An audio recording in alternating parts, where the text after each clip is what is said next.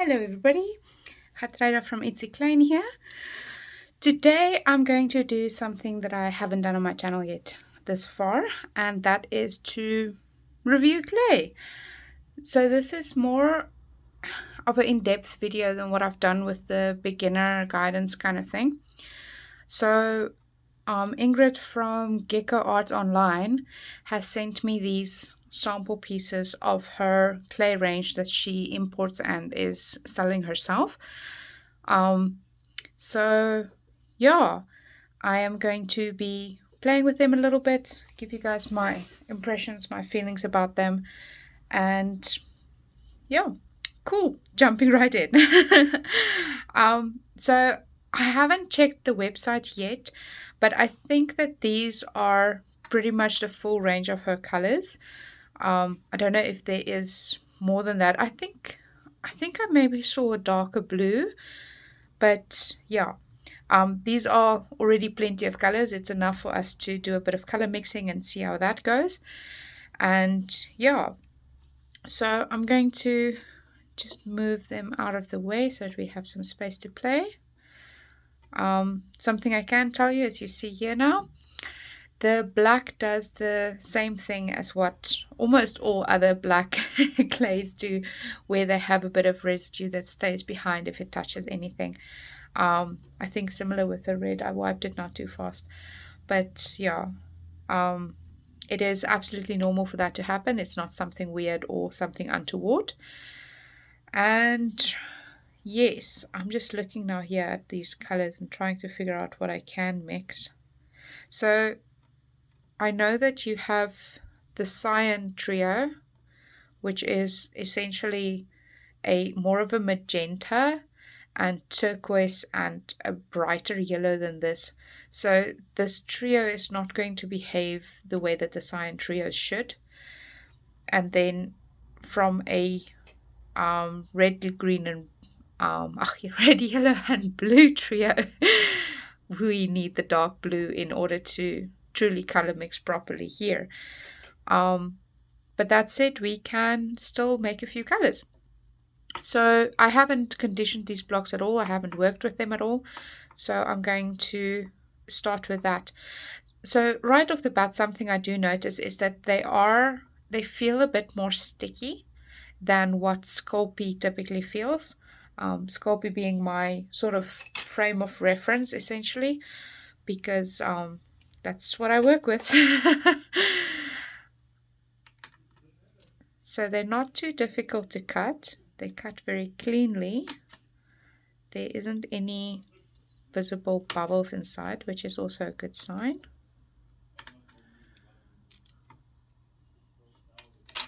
Cool. Then in terms of behavior, it is quite a bit more sticky than what Sculpey is, but it is a very soft clay. I would say it is about as soft as Fimo Kids. I felt this softness with Fimo Kids before. It is very, very soft. As you can see here, like, it really doesn't take a lot to condition it. I'm not sure whether that is just because it's fresh. It might be that. I can tell you guys that there is a, I call it the polymer smell, but the polymer smell when you bake stuff, that comes out of your oven, that kind of smell. It is a bit stronger with this clay than what I'm typically used to from Sculpey. Sure, it conditions incredibly easy. So if you maybe have issues on your hands, like if you maybe struggle with arthritis or carpal tunnel syndrome or any sort of sensitivity in your hands or strength issues in your hands, I think that this clay would be a fantastic option for you. It does condition very well. There is a bit of a residue feeling after you've been squishing it for a bit. But I get that similar type of feeling with a lot of clays. It's basically only souffle that doesn't have that feeling. So as you guys can probably tell, I have a bunch of sensory issues. Cool. Sure. The consistency as I'm squishing it, it is almost like, it's going to sound gross, but it feels like gum, which is not necessarily a bad thing. It's just how this clay is. It might be that it's just fresh. To that effect, maybe let's try leaching it. So if we then take a piece of clay. Leaching, by the way, is one of those fundamental skills that you have to have. Maybe let's work these into this as well before we do that. Leaching is one of those skills that you have to have as a polymer clay artist. You start getting used to your polymer clay and what it feels like and how it behaves. And then when you get a new block that is too fresh, or maybe something went wrong with the manufacturing process. I've got a block of soufflé poppy actually that it is so soft that you absolutely have to leach it for it to become more workable. Cool. Let me just clean my roller here.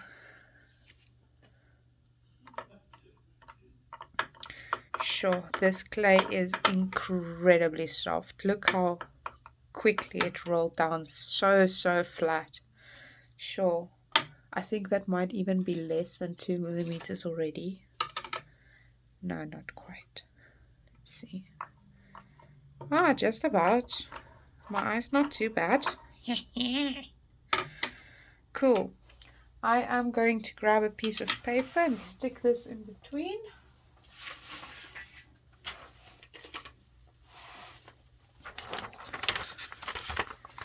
Here's my piece of paper.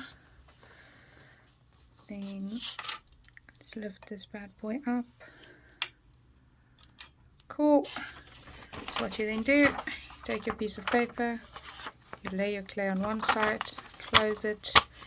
Now I've got to find something heavy. Let's put my clay box on it. Now my clay box is going to sit on that for a few minutes while we carry on. Let's do a bit of color mixing, I think. Let's take these two because I can sort of expect the orange that's going to come out of this, hopefully. A bit of this, a bit of that.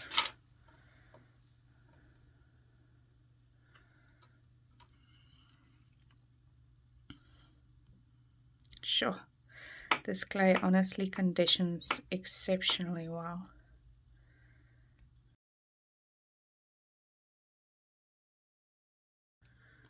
Cool, so there is roughly equal parts between the two of them. From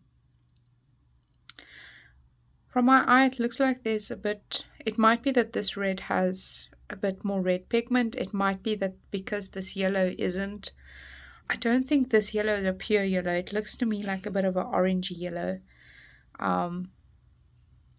We can actually test that. So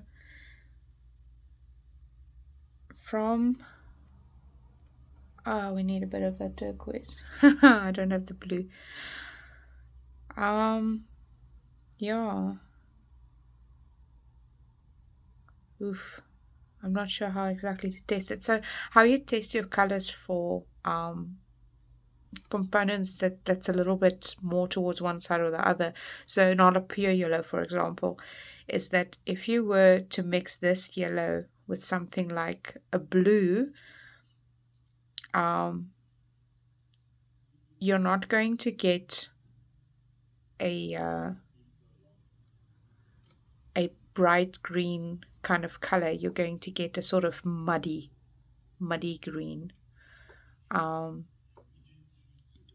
So if you were to have let's say a red that leans more orange, so in order to get that more orange lean, there's yellow in it, meaning that if you add blue to the red, the purple that's going to come out of it will have the blue, the red, and that slight amount of yellow, so that purple is not going to be bright, it's going to be muddy. I hope that explanation makes sense, because if this one leans more towards the red spectrum of yellow, then if you add blue to it, it's going to become a little bit more muddy.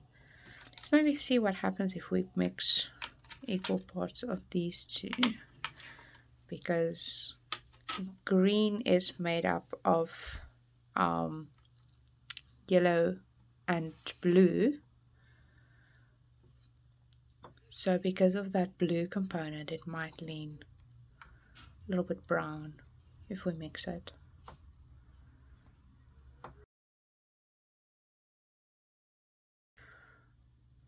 Well, it's not an ugly color. I can tell you that much. Kind of like it, but I think I can see that little bit of brown leaning, maybe. But our turquoise has been bleached long enough now, so we can pull that one out at least. So if I bring the turquoise back in, you see that oil spot? That is leaching that has happened. So if I now open it up, see there's more leaching, there's previous leaching. Now if I open it up and work with it, let me just pick this bad boy off. It's still very soft, but is definitely less sticky, I can tell you that much. So I think that this clay lives its life in the soft side of things, which is perfectly fine.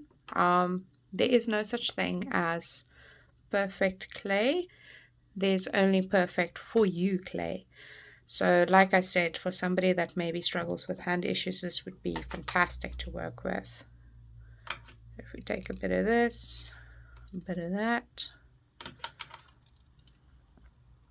yeah, roughly equal-ish. Mix these two.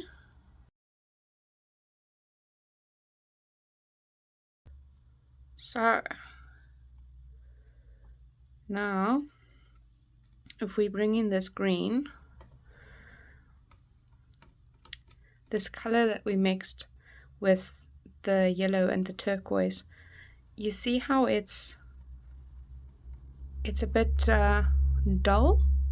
So that might be either because this one isn't a true color, which I doubt, because that turquoise looks quite true, or it might be that this one, well, it is. This one has a little bit more of a red component. So the greens you're going to get from mixing in with this yellow is not going to be ever as bright as this, which is straight out the packet, the green that is available from Gecko Art Online. So if you were looking for this kind of bright green color, rather purchase this block and work with that, because you won't be able to mix this kind of color with the color range that I have at the moment from my sample set. So it might be that there's a different yellow online. I can absolutely double check that while these bad boys go for baking. I think that if you were to do like flower type of work with this clay, I don't think this clay is going to be very suitable for you, because it is extremely soft. It won't be holding its shape very well. We can actually test that. Let us see.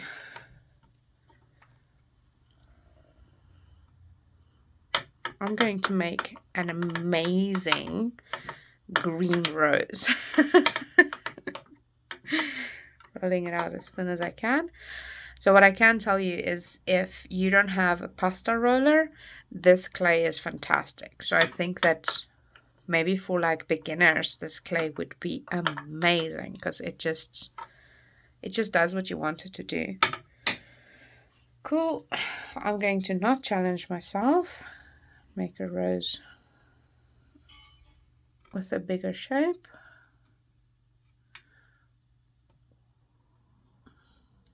You see how soft that clay is? It doesn't. It just peels. Doesn't hold its shape very well.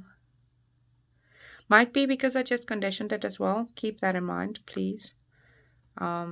You might have to be a little bit more patient with this clay than what I typically am in my day-to-day functioning of things.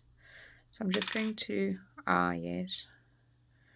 So you see how these lose their shape when you try to lift them? That is because this clay is very, very, very soft.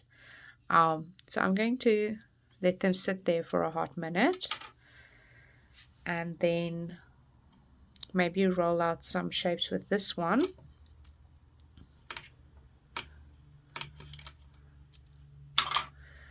So what I do want to do is bake some pieces that is very thin, some pieces that's thicker, and do a strength test. Oh, this clay conditions in a snap.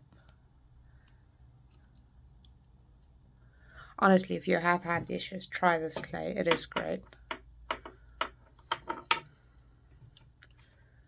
Cool. Let's do some 2 centimeter depth ones.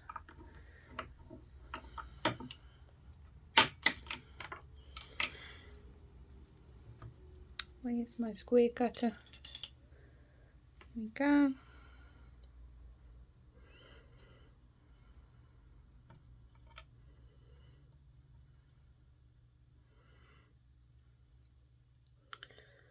Some 3 centimeter ones. I think I'm going to use a portion of this turquoise for the 3 centimeter ones, just because we have bleached that one so that we can see the comparison between bleached and not bleached.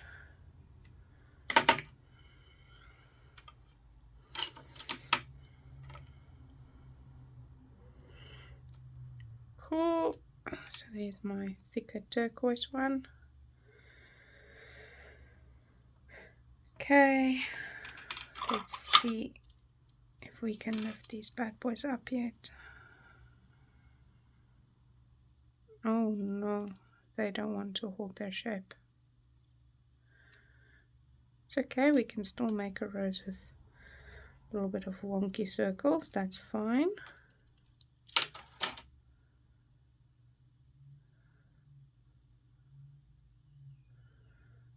Cool. Here's my inner one. Squish it a bit. So because this clay is so soft and so sticky, it's going to want to stick to your fingers the whole time, which is not a good thing for working with florals, because if you're not used to getting clay off of your fingers, you're going to have a hard time.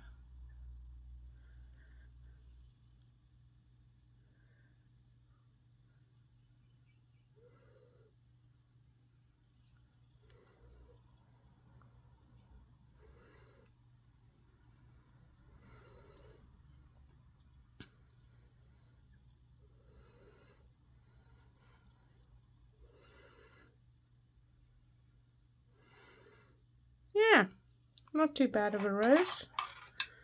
Can fluff them up a little bit.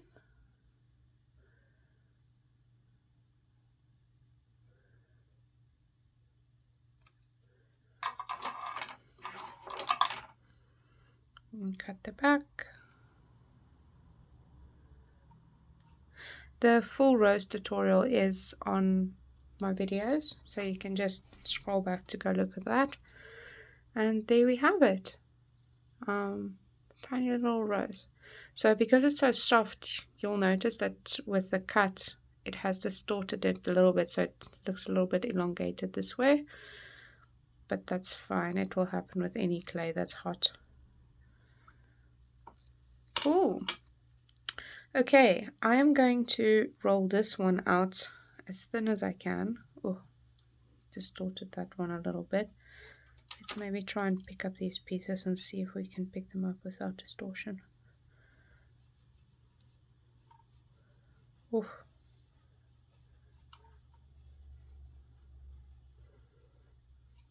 Okay. So there is a fair bit of distortion that happened here. You can see my square is not so square anymore, which is fine. This is just a tester piece to check for strength. But yeah, it is definitely something to keep in mind when working with this clay. It doesn't want to get off of tiles. Cool. So there you can see the distortion happened again.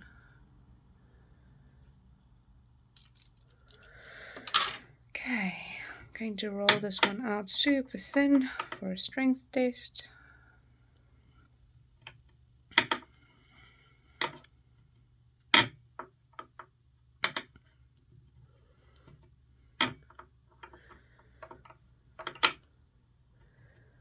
So, cool. So I'm going to be baking these pieces and then I'll be back to compare them. I am going to bake some pieces of similar style, so in other words 2mm, 3mm, and then this super thin piece with some just plain old Sculpey. So just so that we have something to measure against. I think I do have some dust lying around as well, so I think I can do the same with dust. Bear in mind, please, that this clay has a different baking temperature than both Sculpey, dust, and well, both Sculpey and dust. I think dust is also on 130. I'll confirm. But yeah, so that means they will be baked separately because these ones' baking temperature is 100 degrees, which I'll be honest sounds a bit low to me. I've never seen clay that is that low. But I'll experiment and let you guys know what I find. Cool. Cheerio. Well, for now. Hello, we're back. So here we have some Gecko Art Online samples, some dust samples, and some Sculpey samples. So before I do the bend test and the various tests that I do with them, I just want to talk about why we do them. So I've noticed that a lot of people don't quite understand why we do the bend test because they can't imagine that when they give their products to their customers that they're going to be bending them and like doing weird things, quote unquote, with them. So part of the reason why we specifically do the bend test is because when polymer clay is still malleable, it is essentially polymer that's mixed with plasticizers that makes it a bendable medium that you can push it and change its shape. When you bake it, the plasticizers that's keeping the polymer malleable evaporates and leaves behind only the polymer. So this polymer medium is then, it's not brittle, it is bendable, but only if the plasticizer has evaporated enough. Because if there is still more plasticizer in the medium than what should be, then it is brittle. So brittle means that if there is any sort of bend on it, then it could break. So a lot of people then assume that they can just throw a piece or step on it, and if it doesn't break, then that's strong enough. However, you cannot guarantee that that piece is going to always be thrown in the same way with the same force, or that it's going to land on the ground in the same way with the same force. So doing a bend test, you ensure that the plasticizers has evaporated enough that your piece is not brittle, meaning that should it maybe fall on just the right way, it's guaranteed not to break. So yeah, just covering that. That is also incidentally the reason why whenever people say, oh, my bake is brittle, what do I do? The advice is always, always, always first check your temperature, that it's the correct temperature. If it is, bake for longer. Because if you bake too cold than what your manufacturer's recommendation is, your plasticizer is not going to evaporate properly. If you bake for too short, again, your plasticizer is not going to evaporate properly.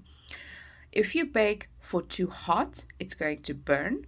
But if you bake for too long, even if it's 2 or 3 hours at the correct temperature, your clay is not going to burn, but more and more plasticizer is going to evaporate. So yeah, just some insight over there. Cool. So let's get into it. I'm going to do the Sculpey first, just so that we have a baseline of what to compare against and what to expect. So I've got a very, very thin piece here that I've rolled down as flat as I possibly can with my roller. And as you can see, it is extremely bendable to the point that you can almost treat this as fabric.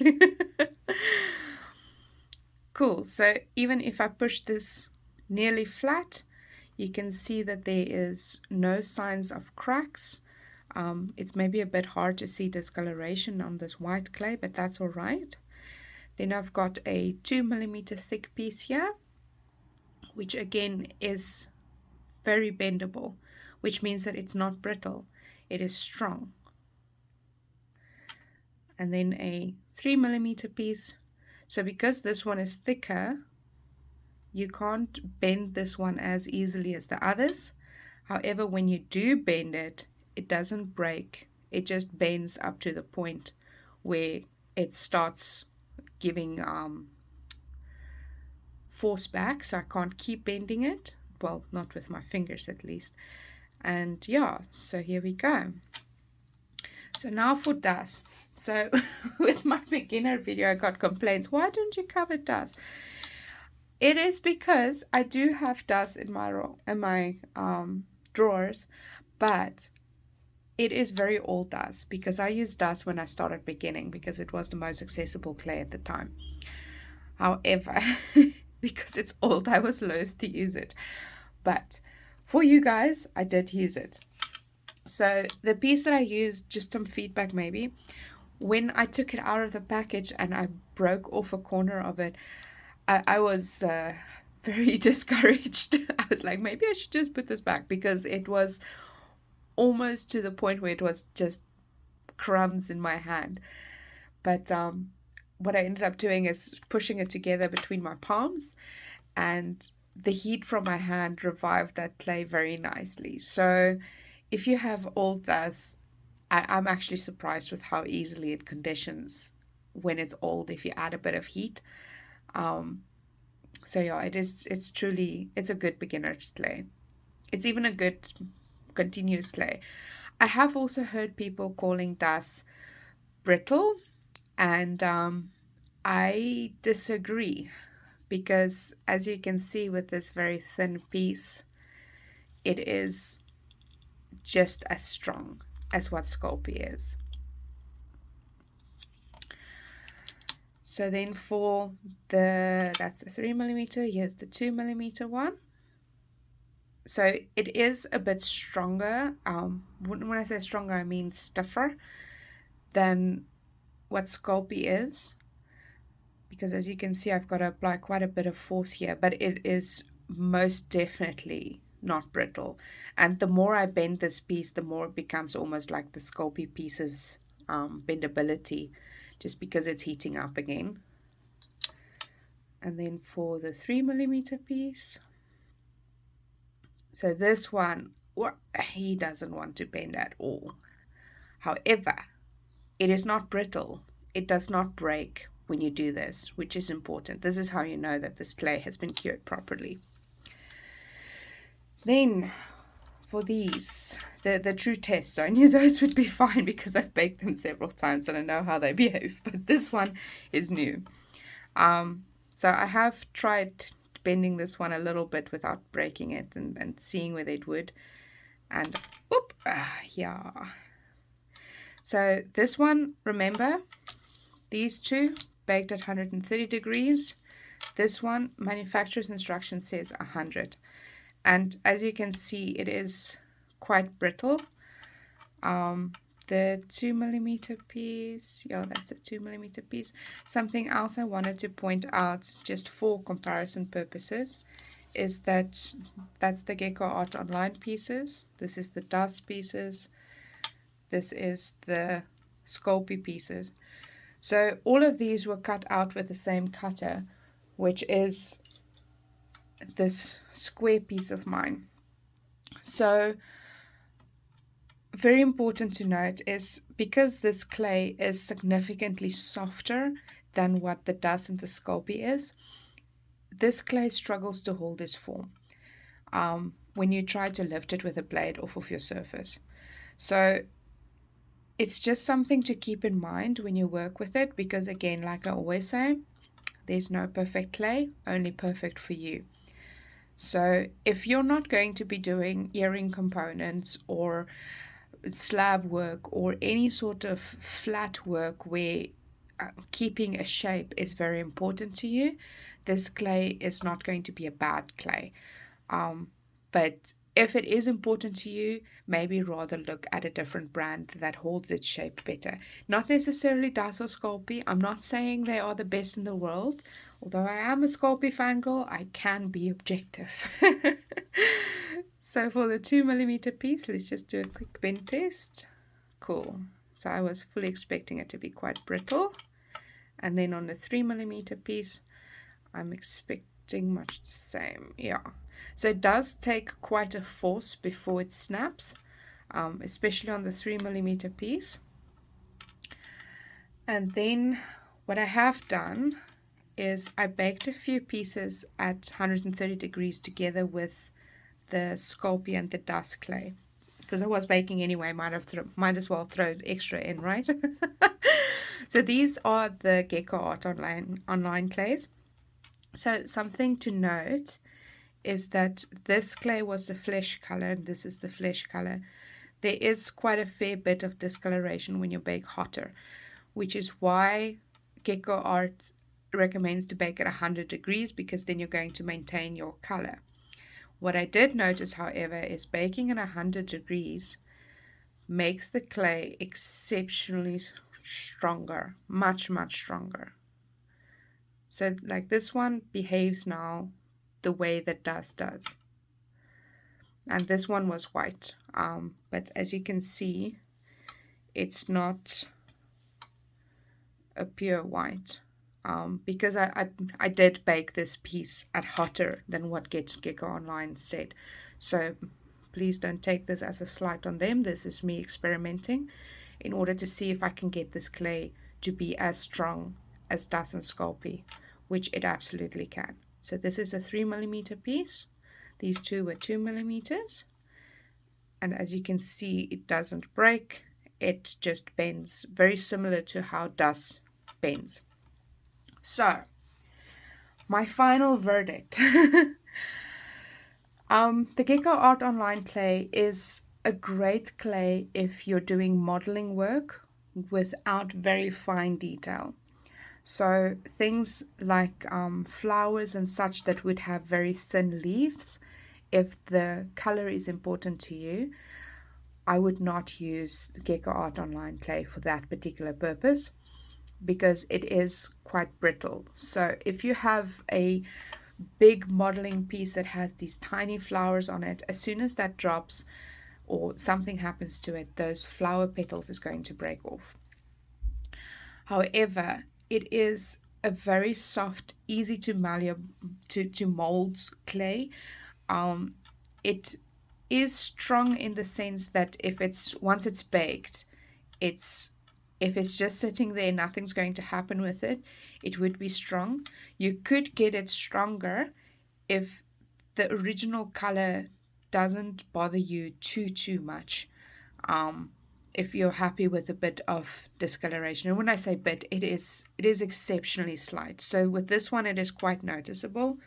However, on the white, it isn't that crazy. If I can quickly surround them with other white pieces. So I've seen whites that go completely like toast colored in the oven, like this color in the oven. Dust does that as well. If you double bake white dust, it goes this color. Like there's no way around it. With this one at 130 degrees, the discoloration is honestly not that bad. So yeah, that's my 2 cents about it. If you don't mind about discoloration, you can get a very strong clay. If you are doing molding type of work, or the type of work that are display pieces, or things that need that softness, then the Gecko Art Online is fantastic for that. I would not recommend it for somebody that wants to make jewelry or somebody that is making flat lay kind of pieces that you need to lift off the tile, and the shape of it is very important. If you can bake it straight on the tile, that could be a strategy to get around the disformation. So if you're making little polymer clay tiles or something like that, and you can bake it straight on the tile, then do that. But otherwise, yeah, it is a very soft clay, easy to condition, easy on your hands, quite a wide range of colors. I did check online as well, by the way. They do have a darker blue, which I think would fit in nicely with the yellow, red, and then that blue in order to color mix from a base. I'm wondering, because the yellow that I got is a bit of a orangey yellow. I'm not sure whether that's maybe the gold color, and the yellow is a more pure yellow, but it's not a significantly orange yellow. Like, it's not this level of orange yellow. It's just slightly more orangey than what a good proper base mixing yellow would be. And yeah, that's it. If there's something I forgot to cover, please hit me up in the comments. I'm happy to answer further questions. I'm happy to do further tests if you guys want as well. It's perfectly fine. I'm here. And yeah, that is my review of Gecko Art Online Clay. I'm Gertruida from Ietsie Klein. Please don't forget to subscribe and like and hit that bell if you want to get notifications of all my future videos. The next video is probably going to be one about making succulents with cutters, but I also have to do a Makumigane video, so it might be one of those two. Maybe you get 2 videos in the next week. I'm not committing to anything, but maybe. Cool. Have a great week, everybody, and I'll see you on the flip side.